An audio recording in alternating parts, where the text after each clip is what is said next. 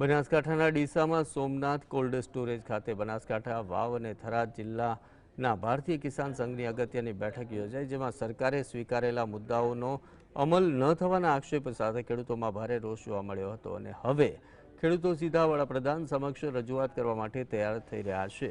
સરકારે સ્વીકારેલા 14 મુદ્દાઓનો અમલ ન થતાં 31 માર્ચે પીએમ સમક્ષ રજૂઆત કરવાની તૈયારી દર્શાવાઈ છે અને 15 થી 20,000 ખેડૂતો એકત્ર થવાની શક્યતા વ્યક્ત કરાઈ છે। બટાટાના ભાવ મુદ્દે કોઈ કાર્યવાહી ન થવા અને મંજૂરી માટે આપેલા નિવેદનો છતાં જવાબ ન મળતા ખેડૂતોમાં અસંતોષ વધ્યો છે અને આગામી સમયમાં આંદોલનની ચેતવણી પણ આપવામાં આવી છે।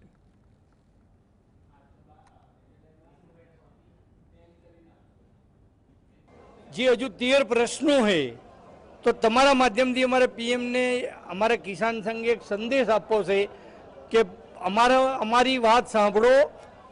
गवर्नमेंट कमिट कर्या पछी 2.5 महीना उधी जो कोई परिपत्रों बीजा न थाय तो पीएम एमने के अमारी बात ने रजूआत करे, सरकार ने के भाई आ किसान संघना प्रश्न उकेली नाखो।